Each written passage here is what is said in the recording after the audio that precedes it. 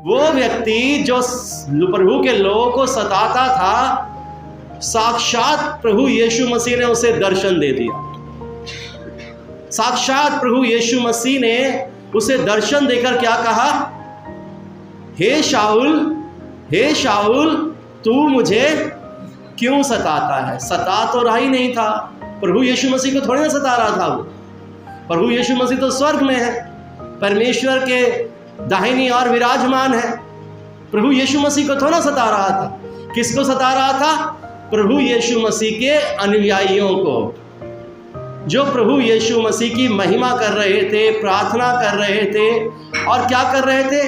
एक अच्छा और भला जीवन व्यतीत कर रहे थे। भला जीवन, किसी को आप देखिए, मसीह लोग किसी को दुख नहीं देते, चुपचाप अपनी महिमा प्रभु की आराधना करते रहते हैं, और यहाँ तक कि कोई विरोध में भी उठता है तो उसके लिए भी प्रार्थना करते हैं, क्योंकि वो अपना सारा भार किस पर डालते हैं? अपने प्रभु पर डालते हैं। बाइबल कहती है कि जब शाऊल वहां पर विरोध में था, बंदी गृह में डाल रहा था, जेल खानों में डाल रहा था, घसीट घसीट कर माताओं बहनों को, बच्चों को, बुजुर्गों को घसीट घसीट कर वो बंदी गृह में इसलिए डाल रहा था क्योंकि वो प्रभु यीशु मसीह की महिमा कर रहे थे। बाइबल हमें बताती है कि प्रभु यीशु मसीह ने दर्शन देकर कहा, हे शाऊल तू मुझे क्यों सता रहा है? वो कहता है, प्रभु तू कौन है? वो कहता है, मैं यीशु हूं, क्योंकि तू मेरे लोगों को सता रहा है। बाइबल कहती है कि जो तुम्हें छूता है वो मेरी आंख की पुतली को छूता है। मैं परमेश्वर का धन्यवाद करता हूं कि प्रभु जब हमारे जीवन में आता है तो वो जीवन में परिवर्तन लेकर आता है। इस परिवर्तन को थामे रखिएगा। याद रखिए, जब भी आपको प्रभु यीशु मसीह पुकारे, जब भी आप उसके भवन में आए उसकी महिमा करने के लिए, उसे पकड़ लेना। जैसे ही आपने उसे ढीला छोड़ा, आप पतंग उड़ाते हैं ना, पतंग कितने लोगों ने उड़ाई है ना? सब लड़के उड़ाते हैं, लड़की भी उड़ाती हैं, चलो, है ना? तो आप देखिए, जब पतंग उड़ाते हैं तो जैसे ही हम डोर को ढीला छोड़ते हैं, क्या होता है? पतंग और आगे उड़ती है, और एक समय कि अगर हम ढीला ही छोड़ दें, क्या होगा? पतंग कहीं गिर जाएगी, है ना? लेकिन अगर हम उसे टाइट पकड़ेंगे तो वो क्या रहेगी? हमारे कंट्रोल में रहेगी। और ऐसे ही जब हमें प्रभु ने दर्शन दिया है, जब प्रभु हमें अपने भवन में लेकर आया है, जब प्रभु ने हमारा नाम लेकर पुकारा है, उसे पकड़ लेना उसी समय। आप देखिए, जब प्रभु ने याकूब को दर्शन दिया तो याकूब ने उसे पकड़ लिया वहां पर। जाने नहीं दूंगा प्रभु, जाने नहीं दूंगा। क्यों नहीं जाने दूंगा? अगर वो जाने देता तो आज हम प्रभु को वैसे नहीं जानते जैसे जानते हैं। अपने जीवन में जब आप प्रभु को आने दें तो उसे जाने मत दीजिए, बल्कि और उसके समीप आइए। कैसे और जानूं? बाइबल कहती है, जब तक यहोवा मिल सकता है तब तक उसकी क्या करो? खोज में रहो, जब तक वो मिल सकता है। क्योंकि हर एक, बाइबल में लिखा है, हर एक बात का समय है। सबोदेशक हमें बताता है कि हर एक बात का समय है। अगर दुख का समय है तो सुख का समय भी है। और अगर आप भजन जप रहे हैं तो एक समय ऐसा भी आएगा जब आप संसार में होंगे। उस समय जब आप संसार में होंगे तब भी आपके साथ प्रभु होना चाहिए, प्रभु का वचन होना चाहिए।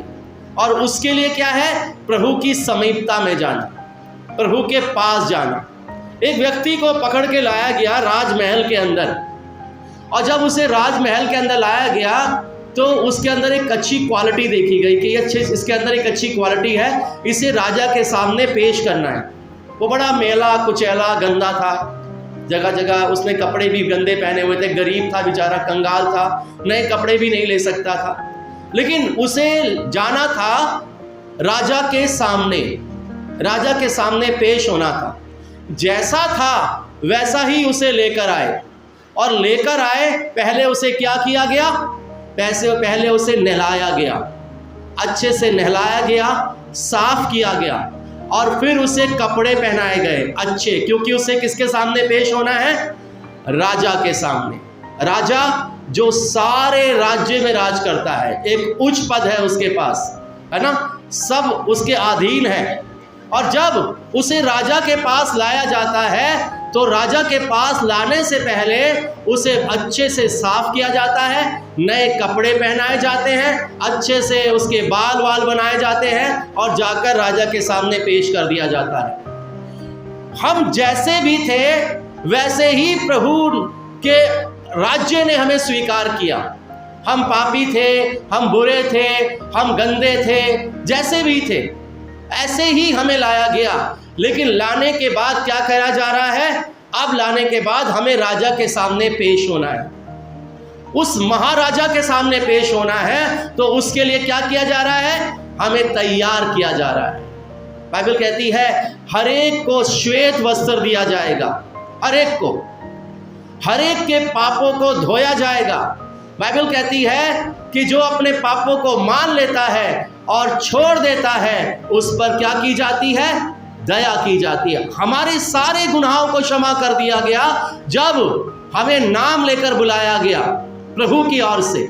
ये कमांड किसी और की नहीं है। आप ये मत समझिएगा कि आपकी बहन लेकर आई है, आपका भाई लेकर आया, आपका पड़ोसी लेकर आया है, आपके रिश्तेदार लेकर आए हैं, कोई भी लेकर आया है, नहीं, आपको प्रभु ने बुलाया है। ये कमांड प्रभु की ओर से आई है क्योंकि उसकी नजरें आप पर है, क्योंकि वो चाहता है कि आप राजा के सामने पेश किए जाएं। अभी आए हैं, अभी वो क्या करेगा? अभी आपको नहलाया जाएगा, साफ किया जाएगा, अच्छे वस्त्र पहनाए जाएंगे। और ये वस्त्र है श्वेत वस्त्र, जिसके बारे में प्रकाशित वाक्य हमें बताता है। तो चलिए आज के वचन में अपने आप को लेकर चलते हैं, जिसका शीर्षक भी यही है, परमेश्वर के समीप जाएं। इब्रानियों उसका 10वां अध्याय और उसके 19वें वचन से हम इसे पढ़ते हैं। आज का जो शीर्षक है, परमेश्वर के समीप जाएं। परमेश्वर के समीप हम कैसे जाएंगे ब्रीस? हम सब गंदे हैं, हम मैले हैं, हम कहीं ना कहीं अपने मनों में, विचारों में, बातों में, स्वभाव में, व्यवहार में पवित्र नहीं है, शुद्ध नहीं है, जैसे शुद्ध हमें होना चाहिए। उस शुद्धता को प्राप्त करने के लिए परमेश्वर ने हमें अपना पवित्र शास्त्र वचन बाइबल दी है। ये हमें शुद्ध करता है। बहुत सारे लोग हैं जो इसे क्या करेंगे? ले जाकर रख देंगे और रखेंगे और फिर संडे को इसे निकालेंगे और निकाल कर फिर प्रभु के भवन में जाएंगे। बाइबल हमें इसलिए दी गई है कि हम इसे पढ़ें और इसे समझें और इस पर चलें। ये 3 चीज़ें हैं, पढ़ें, समझें और इस पर चलें। आप इस से लिखते रहिएगा। अपनी नोटपैड आप जो निकाल कर लेकर आए हैं ना, आज का वो शीर्षक भी लिखिएगा। आज का जो शीर्षक है वो क्या है? परमेश्वर के समीप जाएं। आज का अध्याय भी लिखिएगा, आज का वचन भी लिखिएगा। हमें कैसे प्रभु को प्राप्त करना है या कैसे राजा के सम्मुख खड़े होना है। वो जो राजाओं का भी राजा है प्रभु, जिसके बारे में प्रभु का वचन कहता है कि वो राजाओं का भी राजा, प्रभुओं का भी प्रभु है। राजाओं का तो राजा है, जितने भी संसार के अंदर राजा है उन सब का नियुक्त करने वाला एक महाराजा है। जितने भी प्रभु इस संसार में है, इस सृष्टि में है, उन सबका भी प्रभु है जो परमेश्वर है, जिसके बारे में हमें भजन संहिता उसका 82वां अध्याय बताता है कि परमेश्वर की सभा में परमेश्वर ही खड़ा है। ये वो महान स्वामी है जो एक ज्योति है, जिसे कभी किसी ने नहीं देखा, कोई उसे देख भी नहीं सकता। हमने पढ़ा था भी, जब हम सुबह की प्रार्थना में होते हैं, निर्गमन हम वहाँ पर पढ़ रहे हैं, वहाँ पर हमने पढ़ा था कि जब मूसा ने परमेश्वर को देखने की चाहत करी तो परमेश्वर ने कहा उससे कि मनुष्य मुझे नहीं देख सकता, मनुष्य मेरा दीदार नहीं कर सकता, जिस दिन वो मुझे देखेगा उसी दिन वो मर जाएगा। और यही कारण था कि कहीं मनुष्य मेरी इमेज बनाकर उसे दंडवत करना ना शुरू कर दे। वो तो राजाओं का राजा है, क्या हमने उसे देखा है? तो जब हमने उसे देखा ही नहीं तो फिर वो इमेज में कैसे आ सकता है? वो तो स्वर्ग में विराजमान है। और जब यूहन्ना प्रकाशित वाक्य में उसे देख रहा है, अब देखिए जब उसे देख रहा है प्रकाशित वाक्य उसके 4 अध्याय में, तो बाइबल कहती है उसने सिर्फ रोशनी देखी और रोशनी के सिवा कुछ नहीं देखा। अभी यूहन्ना सिर्फ उसे सिर्फ प्रकट रूप में नहीं देख रहा है, बल्कि देख रहा है कि जो दर्शन उसे दिखाया जा रहा है। लेकिन याद रखिए, जब हमें वो वस्त्र दिए जाएंगे, जब हमें साफ किया जाएगा, जब हमें शुद्ध किया जाएगा, तब हम उसके उस दर्शन को प्रत्यक्ष रूप में देखने पाएंगे। हम सब की चाहत है कि हम परमेश्वर को देखें। संसार में कोई भी ऐसा व्यक्ति नहीं है जिसकी ये चाहत ना हो कि वो परमेश्वर को देखे। लेकिन क्या हमारे कर्म, क्या हमारा स्वभाव, क्या हमारा चाल चलन, क्या हमारी बातें हमें उसके करीब आने देगी? उसकी समीप जाने के लिए हमें क्या करना है वो हमें आज बाइबल बता रही है। बाइबल हमें बताती है, यहाँ पर लिखा है, इसलिए हे भाइयों, जब हमें यीशु के लहू के द्वारा उस नए और जीवते मार्ग से पवित्र स्थान में प्रवेश करने का हियाव हो गया है, जो उसने पर्दे अर्थात अपने शरीर में से होकर हमारे लिए अभिषेक किया है, और इसलिए कि हमारा ऐसा महायाजक है जो परमेश्वर के घर का क्या है? अधिकारी है। बाइबल कहती है प्रभु यीशु मसीह परमेश्वर की दाहिनी ओर क्या है? विराजमान है। यीशु मसीह जो परमेश्वर के इकलौते पुत्र हैं, उन्हें भी कैसे जाना पड़ा? देखिए, बाइबल यीशु मसीह के बारे में कहती है, ना तो उसने कोई पाप किया और ना उसके मुंह से कोई छल की बात निकली। बिल्कुल पवित्र। जब वो तीसरे दिन मुर्दों में से जी उठते हैं, तो जब वहाँ पर मरियम मगदलिनी आती है और जब वो देखती है, जब उसे छूना चाहती है, तो वो कहता है कि अभी मत मुझे छूना, क्योंकि मैं अपने पिता के पास नहीं गया हूँ। हम क्या हैं? हम अशुद्ध हैं। आप देखिए, हम अपवित्र हैं। और परमेश्वर का राज्य कैसा है? पवित्र है, शुद्ध है, स्वर्ग है। आप स्वर्ग का धरती के साथ कोई रिलेशनशिप नहीं बना सकते हो। स्वर्ग पवित्र है और धरती क्या है? अपवित्र है। बाइबल कहती है जब आदम ने उस फल को खाया जिसके बारे में परमेश्वर ने मना किया था, बाइबल कहती है उसकी अनाज्ञाकारिता के द्वारा ये भूमि क्या हो गई? शापित हो गई, अपवित्र हो गई। और जो भूमि फल और अच्छी अच्छी चीजें उगाती थी, वो क्या उगाने लगी? ऊंट कटारे उगाने लगी। अब हमें प्रभु की समझता में जाना है, उस राजा के पास जाना है, उस स्वामी के पास जाना है, उस परमेश्वर के पास जाना है जिसके बारे में बाइबल कहती है वो सबसे ऊंचे स्वर्ग में विराजमान है, सबसे। और सारी सृष्टि थर थर कांप रही है, क्योंकि उसका न्याय का समय निकट आ रहा है। सब जितने भी हैं, क्योंकि जब उसका न्याय प्रकट होगा तो याद रखिए वही उसके राज्य में जाने पाएगा जिसने उसके इकलौते पुत्र को क्या किया है? उद्धारकर्ता मानकर ग्रहण किया है। ये बाइबल कहती है, क्योंकि हमें इसके बारे में यूहन्ना बताता है। यूहन्ना उसका 3 अध्याय हमें बताता है। यहाँ पर 17 और 18वें वचन को पढ़िए। यहाँ पर आप देखिए प्रभु का वचन कहता है, परमेश्वर ने अपने पुत्र को जगत में इसलिए नहीं भेजा कि वो जगत पर क्या दे? दंड की। जब यीशु मसीह आज से 2024 साल पहले इस संसार में आए, तो याद रखिए इसलिए नहीं आए थे कि वो संसार को दोषी ठहराए। अगर वो संसार को दोषी ठहराते तो खुद क्रूस पर नहीं चढ़ते, बल्कि इसलिए आए थे कि संसार उसके द्वारा क्या प्राप्त करे? उद्धार प्राप्त कर दे। जब वहां पर लोगों ने देखा कि यही है जो मुर्दों को जिंदा कर रहा है, यही है जो लोगों को चंगा कर रहा है, यही है जो हाकिमों के सामने खड़ा हो जाता है, यही है जो डरता नहीं है, तो वो ये समझने लगे यही हमारा राजा होगा। और फिर जुलूस निकाला गया है जिसे हम पाम संडे की तरह मनाते हैं। मेरी उन्होंने ये सोचा कि यही है जो राजा है। अब ये क्या करेगा? अब ये रोमियों को दंड देगा। वो रोमन्स जो वहाँ पर अत्याचार कर रहे थे, क्रूरता का व्यवहार कर रहे थे, वहाँ पर इतने तरह के उन्होंने क्या कहते हैं दंड निकाल दिए थे, और एक ऐसा भयानक दंड निकाला था जिसे हम क्रूस का दंड कहते हैं, धीरे धीरे मृत्यु को प्राप्त करना।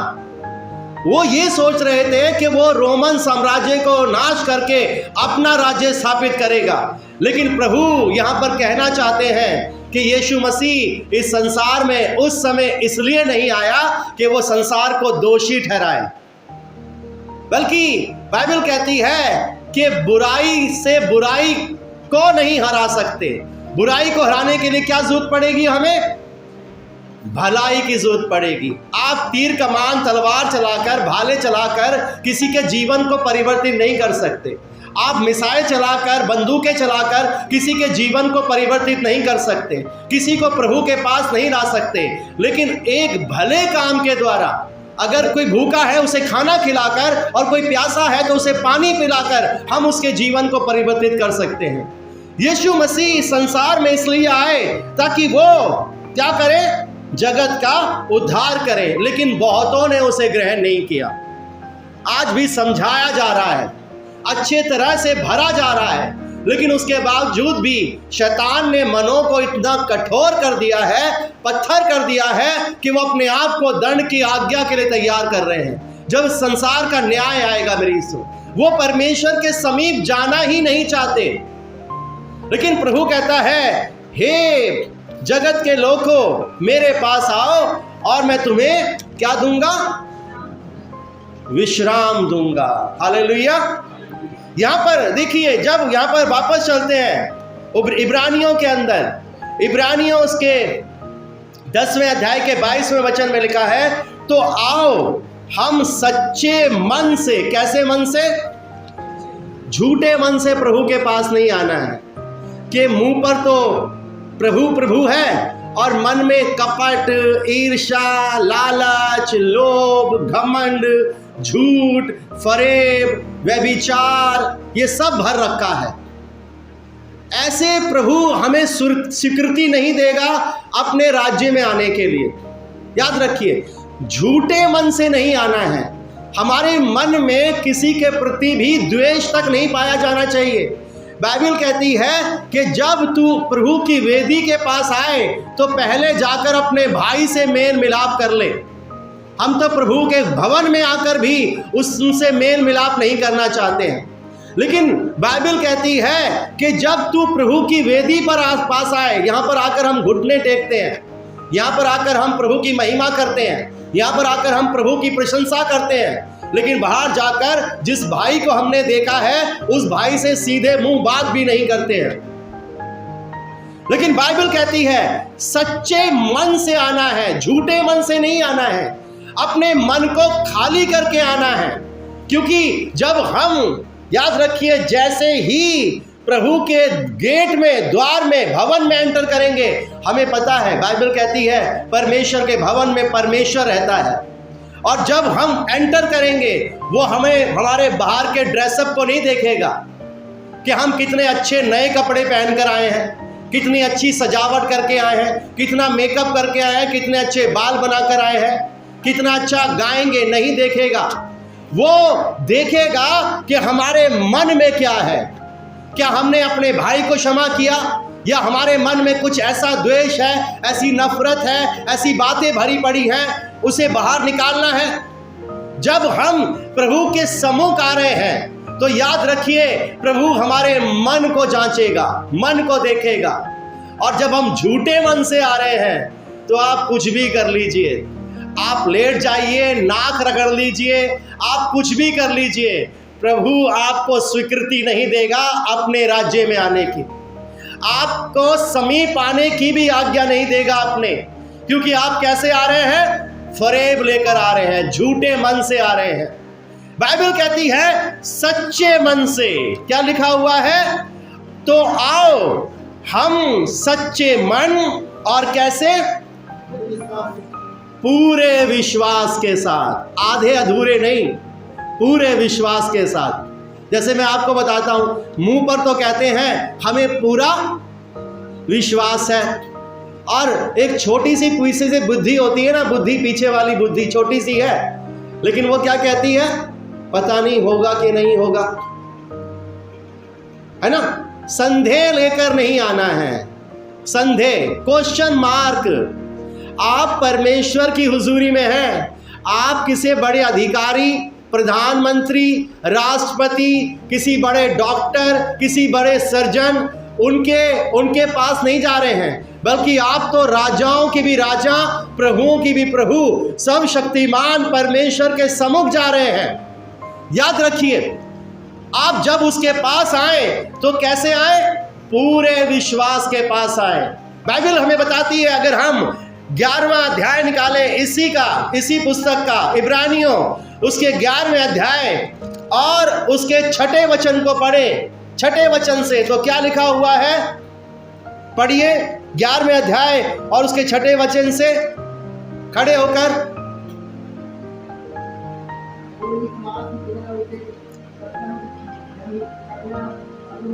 देखिए कैसे आना है उसके पास? विश्वास के साथ आना है, क्योंकि बाइबल हमें यहां पर बता रही है, और बिना विश्वास, बिना उसे प्रसन्न करना अनहोना है, क्योंकि परमेश्वर के पास आने वाले को विश्वास करना चाहिए कि वह है और अपने खोजने वाले को प्रतिफल देता है। बैठ सकते हैं। यहां पर अब्राहम को हम देखते हैं, बड़ा परेशान। परमेश्वर ने उससे कहा कि मैं तुझे वंश दूंगा। परमेश्वर ने कहा कि सारा जो क्षेत्र देख रहा है ये मैं सब तुझे दे दूंगा, दूर तक ये देश ये मैं तुझे दे दूंगा।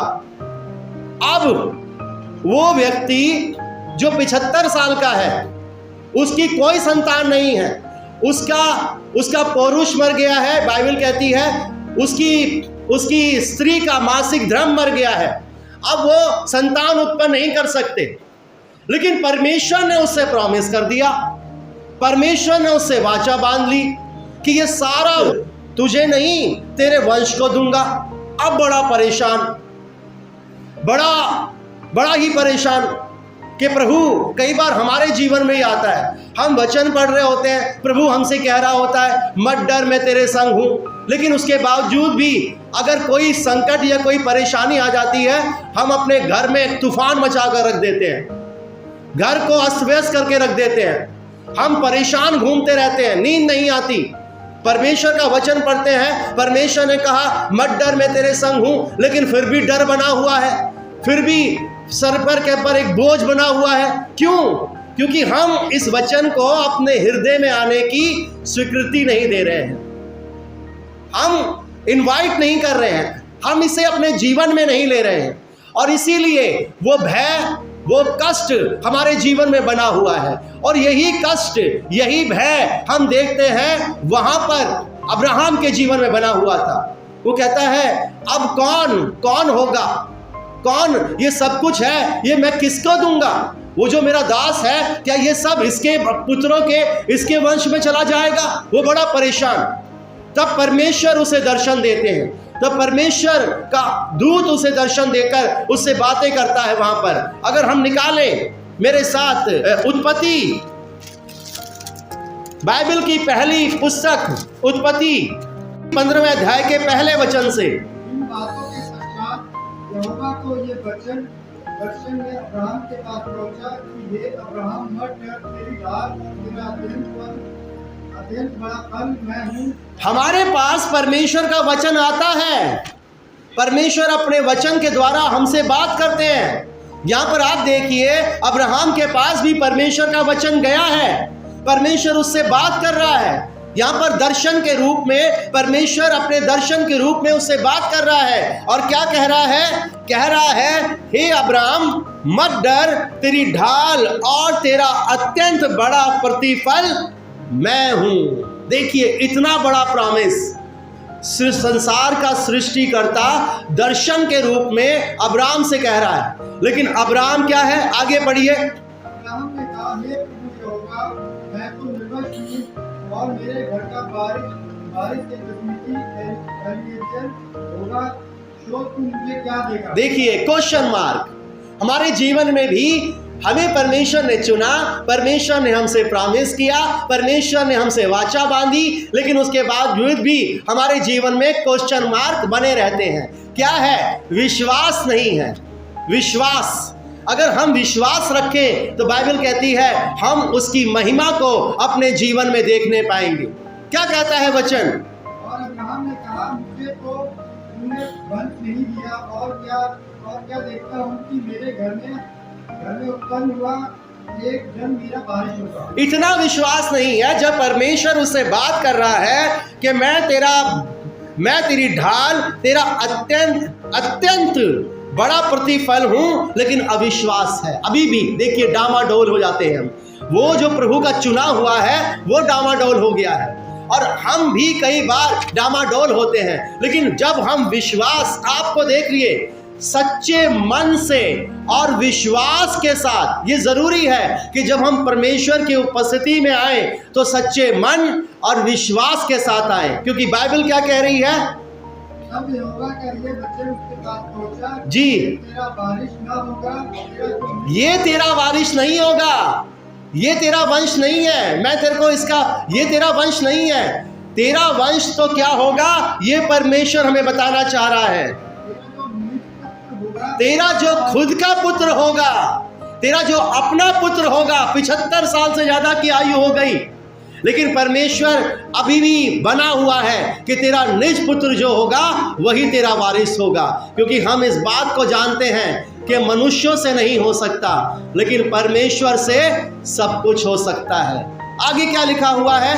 और उसने उसको बाहर ले जाके कहा, आकाश की ओर दृष्टि करके तारा गण को गिन, क्या तू उनको गिन सकता है? जी। उसने उनसे कहा, तेरा वंश ऐसा ही होगा। जितने आसमान के तारे हैं उतना ही तेरा क्या होगा? वंश होगा। हालेलुया। और आज देखिए सारे संसार में भरे पड़े हैं अब्राहम के पूरे वंश। जो परमेश्वर ने कहा उसे पूर्ण किया गया है।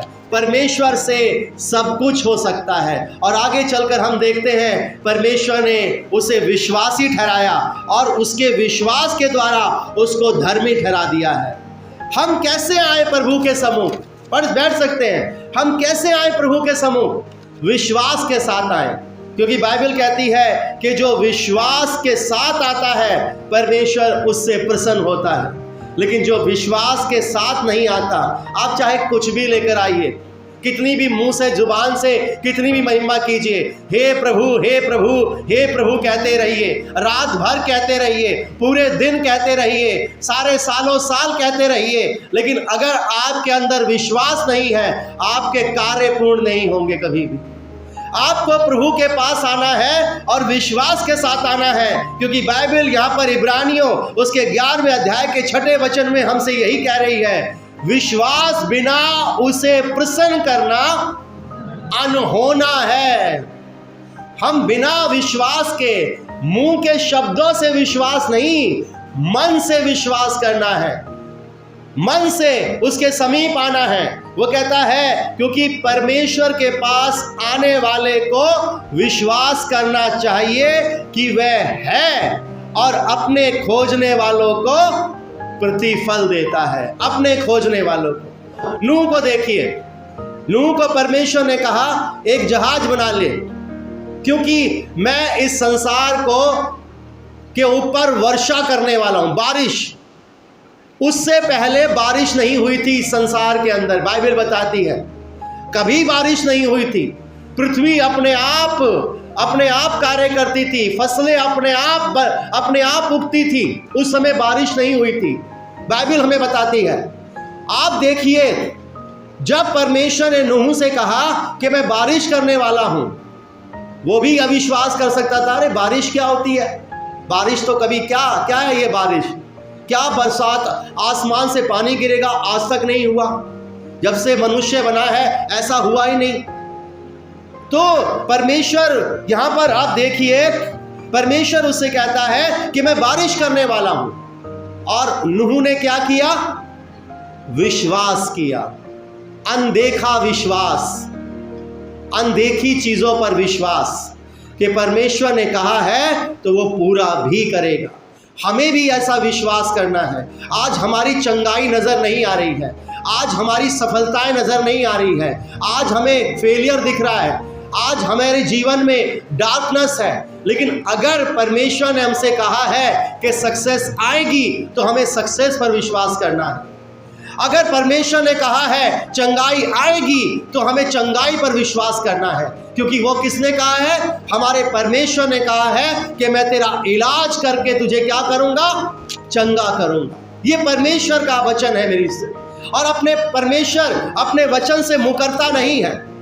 बाइबल हमें बताती है, यहां पर 7वें वचन को पढ़िए, 11वें अध्याय के 7वें वचन को।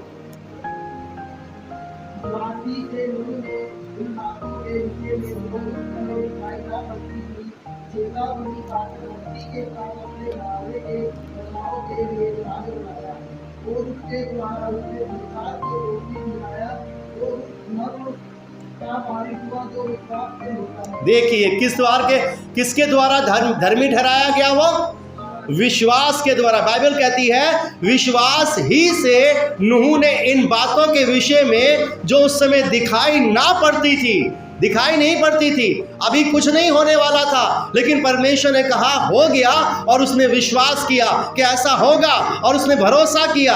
बाइबल कहती है चेतावनी पाकर भक्ति के साथ अपने घराने के बचाव के लिए क्या बना दिया? जहाज बना दिया, और उसके द्वारा उसने संसार को क्या ठहराया? दोषी ठहराया। बाइबल कहती है यीशु मसीह इस संसार का न्याय करने के लिए आएगा। बैठ सकते हैं। बाइबल में लिखा हुआ है यशायाह उसके 9वें अध्याय में, प्रभुता उसके कांधों पर होगी। पहले वो उद्धारकर्ता बनकर आया था, अब वो न्याय के बनकर आएगा। वो सृष्टि का जहाज है, वो जहाज है जिसमें हम सब सवार होने जा रहे हैं मेरी सुन। लेकिन वो जहाज अब संसार को दोषी ठहराने जा रहा है। पहले वो उद्धारकर्ता बनकर आया था। याद रखिए अभी उद्धार का समय है। जो भी उसके उद्धार को थाम लेगा, जो भी विश्वास करेगा, वो उसके राज्य में प्रवेश करेगा, और जो विश्वास नहीं करेगा, बाइबल कहती है वो दोषी ठहरा दिया गया है। अभी भी समय है कि अपने घर में, अपने परिवार में, अपने लोगों में, उन लोगों में जिनसे आप प्यार करते हैं, उनके बीच में जाकर प्रचार कीजिए।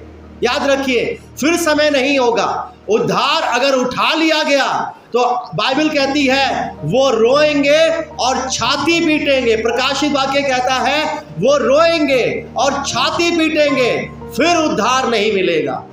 अभी प्रभु ने अपने द्वारों को खोल रखा है, जो आएगा उसे सेत में अपने जल में से पिलाएगा, लेकिन जो नहीं आया, बाइबल कहती है वो दोषी ठहर चुका है। मतलब उस न्याय के सिंहासन के सामने जब परमेश्वर सारे सृष्टि का न्याय करेगा, सारी सृष्टि का, आप देखिए पेड़ पौधों, समंदर, जल और आकाश के पक्षियों, जीव जंतु, मनुष्य, सबका न्याय किया जाएगा। हर एक का न्याय होगा और नियमों के अनुसार होगा। लेकिन उनको रिलैक्स मिलने जा रहा है जिन्होंने प्रभु यीशु मसीह को अपना उद्धार एक यही करना है, विश्वास करना है और कुछ नहीं करना है। रात भर हे प्रभु करने की जरूरत नहीं है। आपने विश्वास किया और उसके अनुसार चले, सच्चे मन से उसके सम्मुख आए। याद रखिए कपट भरे मन से नहीं, सच्चे मन से, भलाई करते हुए, दयावंत होते हुए, नम्र होते हुए, मन की शुद्धता के साथ जब हम आपके उसके सम्मुख आएंगे तो याद रखिए बाइबल कहती है वो हमें अपनी संतान बनाएगा और उस जहाज में सवार कराएगा। अनदेखी वस्तुएं, बाइबल में लिखा हुआ है, देखिए वो उसने देखा ही नहीं बारिश को और जहाज बना लिया। आज हमसे कहे ना कि परमेश्वर कि तुझे मैं वो जगह देने जा रहा हूं, पहले जगह दिखाओ, कितना बड़ा प्लॉट है पहले वो दिखाओ। अब दिखाने के बाद उसे बनाने का कौन है? मिस्त्री है, मटेरियल है, उसके लिए पैसे कौन देगा भाई? अभी भी हम भी यही सोचने लगेंगे, लेकिन उसने ये सब नहीं सोचा, उसने विश्वास किया और उस पर अमल किया।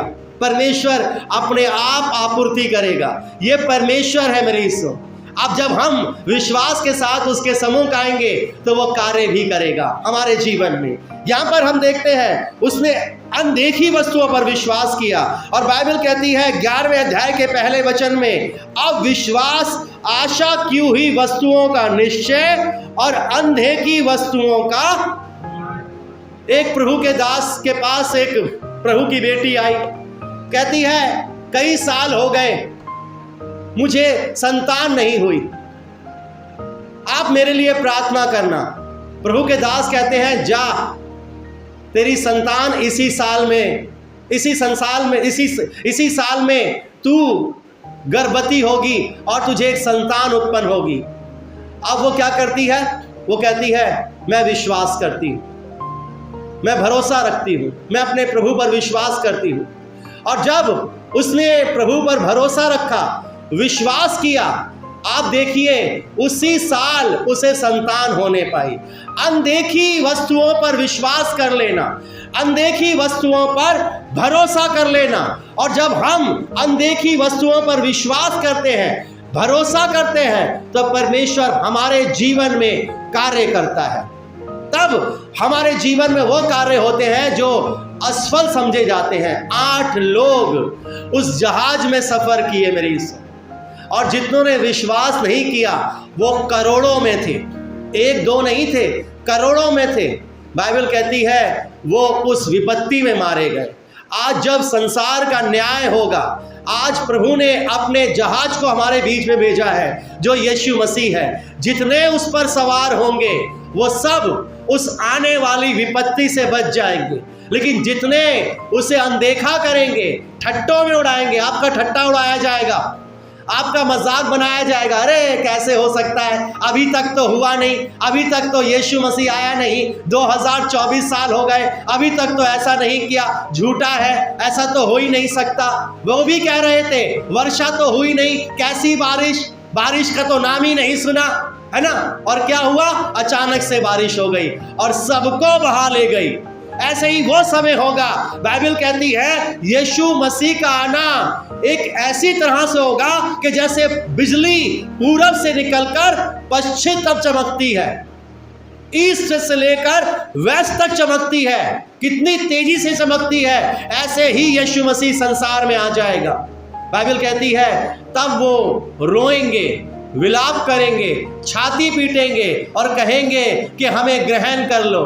तब प्रभु का मेमना कहेगा कि तुम्हारे पास भेजा गया, है ना। धनवान को कहा गया ना कि तुम्हारे पास भेजा गया, उनके पास तो भेज दिया गया है, उसकी सुने, लेकिन वो सुनना नहीं चाह रहे। धनवान वहां पर उस आग में जल रहा है और वो कह रहा है कि जाकर मेरे भाइयों के पास भेज दो इसे, कि वो जाकर बताए। तो वो कहता है उनके पास तो भेज दिए गए, जब उन्होंने उसकी नहीं सुनी तो इसकी क्या सुनेंगे। मेरे अजीजों, यहाँ पर हमें विश्वास करना बहुत जरूरी है। बाइबल कहती है यहाँ पर सच्चे मन और पूरे विश्वास के साथ और विवेक के साथ। विवेक का मतलब क्या है?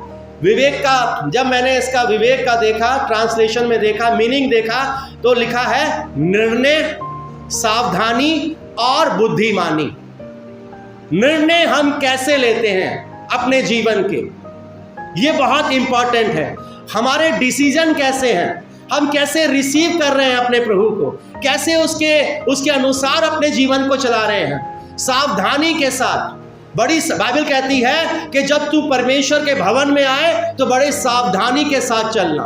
उसे कैसे रिसीव करना है, उसे कैसे अपने जीवन में लेकर आना है। आप कहां पर हैं? आप प्रभु के भवन में हैं, प्रभु का आत्मा यहां पर है। आप क्या देख रहे हैं, क्या मन में विचार ला रहे हैं, क्या आप सोच रहे हैं, सब परमेश्वर जान रहा है। तब सावधानी के साथ, विवेक के साथ और बुद्धिमानी के साथ आप अपनी बुद्धि में क्या रख रहे हैं। एक व्यक्ति पूरा समय टीवी पर मूवीज ही देखता रहता है, पूरा समय एक व्यक्ति सीरीज ही देखता रहता है ना। अभी बीच में एक सीरियल आता था बिग बॉस, जो बिग बॉस वहां चल रहा है वही बिग बॉस उनके घर में चल रहा है। जो लड़ाइयाँ, जो मन के, जो मुंह से बातें निकल रही हैं, वही बातें उनके अंदर आ रही हैं और वही बातें वो अपनों को बोल रहे हैं। क्योंकि जो वो देख रहे हैं या सुन रहे हैं, उसे वो अपने अंदर ले रहे हैं और फिर वही बाहर निकाल रहे हैं बुद्धिमानी के साथ। बड़ा जरूरी है जब हम प्रभु के सम्मुख जाएं तो अच्छे विवेक के साथ जाएं। ये बाइबल हमें बताती है, लिखा हुआ है, विवेक का दोष दूर करने के लिए हृदय पर छिड़काव लेकर और देह को शुद्ध जल से धुलवाकर परमेश्वर के समीप आना है। ये प्रभु हमें बताना चाहता है कि कैसे हम प्रभु के समीप जाएं। आप इसे नोट जरूर कीजिएगा, याद रखिए, यह आपके जीवन में जरूर कार्य करेगा। जब आप इसे पढ़ेंगे बाद में, तो क्या जाने परमेश्वर आपको एक ऐसा रास्ता दिखाए जो आपको परमेश्वर के सम्मुख जाकर खड़ा कर दे। हम क्या देखते हैं, क्या सुनते हैं? जो देखते हैं, सुनते हैं, वही अपने अंदर लाते हैं और फिर वही अपने अंदर से बाहर निकालते हैं, क्योंकि जो मन में भरा है वो मुंह पर आता है। ये यीशु मसीह ने कहा। इसलिए सच्चे मन के साथ, बड़ा चालाक है, याद रखिए, आपकी सोच से ज्यादा चालाक है वो दुष्ट। उसने परमेश्वर की सृष्टि को, जो पवित्र थे, आदम परमेश्वर ने बनाया, अपने आत्मा उसके अंदर डाल दिया, उसे कितनी आसानी से हव्वा के द्वारा भरमा दिया। देखिए, वो डायरेक्ट आपके पास नहीं आएगा, इनडायरेक्ट आएगा। किसी का दोस्त बनकर आएगा, है ना, किसी का भाई बनकर आएगा, किसी का पड़ोसी बनकर आएगा, किसी का कलीग बनकर आएगा, आपकी जॉब में भी आ जाएगा और आपको भरमा जाएगा। उसके तरीके अलग हैं काम करने के। वो डायरेक्ट आपके साथ ये नहीं कहेगा ये दारू है पी ले, वो घुमाकर आपके बीच में कोई दोस्त को भेज देगा। वो पहले आपसे प्यारी बातें करेगा, आपके साथ संबंध बनाएगा और फिर आपके हाथ में ये गिलास थमा दे, अरे बियर ही तो है, कुछ नहीं होगा, एक घुट लगा लेगा तो कुछ नहीं होगा। अब बियर से तो थोड़ा सा ही नशा हो रहा है। अब जब नशे के दीवाने हो गए तो थोड़ा सा नशे है, तो इस नशे को बढ़ाया जाए, थोड़ा सा बढ़ाना है तो ले, ये बड़ी बढ़िया वाली है, इसे पी कर देख, और फिर वो उसे पी लेगा। अब क्या हुआ? फंस गया शैतान के जाल में। आपके जीवन में वो डायरेक्ट नहीं आएगा, याद रखिए, इनडायरेक्ट आएगा। जहां पर आप जॉब करते हैं वहां से आ सकता है, रास्ते से आ सकता है, कहीं से भी आएगा। आप समझिए उस चीज को। और जब हम एक अच्छे विवेक के साथ उस पवित्र जल से अपने आप को धोकर प्रभु के सम्मुख आएंगे, तो याद रखिए, बुद्धिमानी के साथ, सावधानी के साथ बर्ताव करेंगे और परमेश्वर के संतान ठहरने पाएंगे। यहां पर बाइबल बताती है, यहां पर हम देखें, लिखा है, आओ हम अपनी आशा के अंगीकार को दृढ़ता से थामे रहें, क्योंकि जिसने प्रतिज्ञा की है वो क्या है? सच्चा है। यीशु मसीह ने क्या कहा था अपने चेलों से? मार्ग, सत्य और जीवन मैं ही हूं। और बाइबल कहती है जो सत्य को ग्रहण करता है वो क्या हो जाता है? स्वतंत्र हो जाता है ना। सत्य को ग्रहण करने पर हम स्वतंत्र हो जाते हैं अपनी उन तमाम चीज़ों से जो हमारे अंदर कूड़ा करकट भरा हुआ है, जो बुरी चीज़ें हमारे अंदर भरी है। फिर हम गले मिलते हैं, हम प्रेमी बन जाते हैं, हम मेल मिलाप कर लेते हैं। क्यों? क्योंकि सच्चा हमारे अंदर गया है, सत्य हमारे अंदर गया है। और इसलिए वो कहता है यहाँ पर, और प्रेम कैसे? अगर आपके अंदर प्रेम नहीं है ना, तो आपके अंदर परमेश्वर नहीं है, याद रखिएगा। अगर आपके अंदर प्रेम नहीं है, वो तो कहता है अपने ब्यारियों से प्रेम रखो। तो अगर आपके अंदर प्रेम नहीं है तो आपके अंदर परमेश्वर नहीं है, चाहे आप कितना भी कुछ भी करते रहो प्रभु के लिए। इसलिए वो कहता है, और प्रेम और भले कामों में उकसाने के लिए एक दूसरे की क्या किया करो? चिंता किया करो। चिंता करना बहुत ज़रूरी है। अपने लोगों के लिए चिंता करो, ये ज़रूरी है मेरी सुन। और बाइबल यहाँ पर बताती है, और एक दूसरे के साथ इकट्ठा होना ना छोड़ें। एक दूसरे के साथ मेल मिलाप करना ना छोड़ें। बाइबल हमें बताती है अय्यूब के पुत्र और पुत्रियों के लिए वो आपस में क्या करते थे? मेल मिलाप करते थे, है ना। एक दूसरे के घर में जाते थे, खाना खाया करते थे, भाई बहन आपस में मिला करते थे। और जब वो मिला करते थे उन दोनों में क्या रहता था? उनके बीच में प्रेम रहता था। क्योंकि जब हम आपस में मिलेंगे तो शैतान हमारे जीवन में काम नहीं करेगा। लेकिन जब हम एक दूसरे से अलग हो जाएंगे तो एक दूसरे भाई की और एक दूसरे भाई की बुराई करेगा, एक उस बहन की और एक उस बहन की बुराई। क्यों? क्योंकि हमें शैतान ने अलग कर रखा है। तो हम एक दूसरे की कभी तारीफ नहीं करेंगे, एक दूसरे की बुराई करते रहेंगे। इसलिए अय्यूब के भाई बहन अय्यूब के बेटे बेटियां आपस में इसलिए मिला करते थे कि उनके बीच में प्रेम बना रहे। वो एक दूसरे के घर आया जाया करते थे, एक दूसरे के साथ पार्टियां करते थे, मतलब एक दूसरे के साथ खाना खाया करते थे, एंजॉय किया करते थे और उनके बीच में प्रेम बना हुआ था। इसलिए वो कहता है एक दूसरे के साथ इकट्ठा होना ना छोड़ें, जैसे कि कितनों की रीति है, पर एक दूसरे को क्या करते रहे? समझाते रहे, प्यार से समझाते रहे, बैठ के समझाते रहे। और जो उस दिन को निकट आते देखो तो और भी अधिक क्या करते रहो?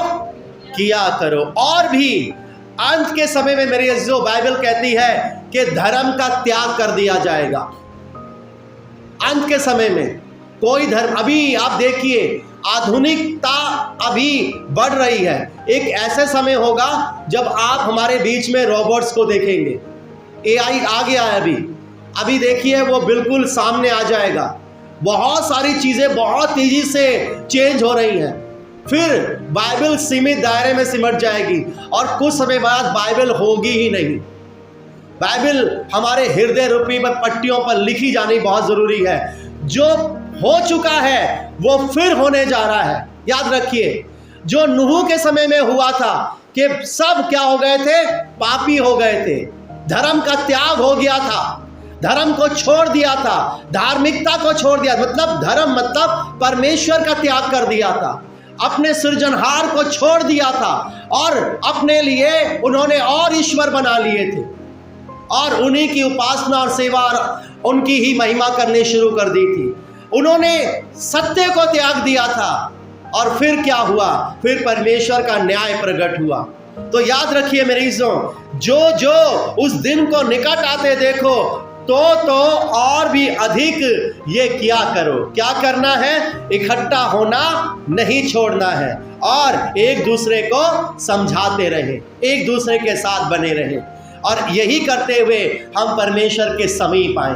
परमेश्वर हम सबको बहुत आशीष दे आज के वचन के लिए। ये वचन मेरे लिए है और मैं इसे स्वीकार करता हूँ। हम विश्वास करते हैं मेरी कि प्रभु हमारे बीच में है। याद रखिए हम सबको उस परमेश्वर के न्याय के सिंहासन के सामने खड़ा होना है। उससे पहले परमेश्वर वॉश कर रहा है, ब्रेन वॉश नहीं कर रहा, आपको वॉश कर रहा है, आपके आत्मा को वॉश कर रहा है, आपके जीवन को वॉश कर रहा है, ताकि आप जब निकल कर आए तो परमेश्वर के योग्य ठहर सके। परमेश्वर आप सबको आशीष दे।